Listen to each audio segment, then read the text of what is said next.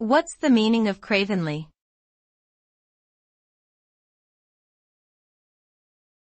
Cravenly.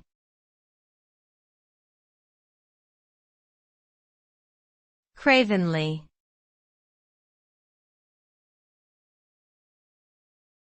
Cravenly.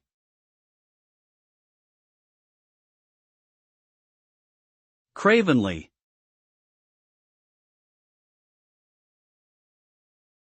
The word cravenly is an adverb that describes someone acting in a cowardly or fearful way. When a person acts cravenly, they lack the courage to face danger or difficulty, often backing down from a challenge or responsibility. This behavior may lead to missed opportunities or negative consequences, as the individual fails to take action and overcome obstacles. It is important for individuals to recognize when they are acting cravenly and work to build their confidence and resilience, in order to achieve their goals and reach their full potential.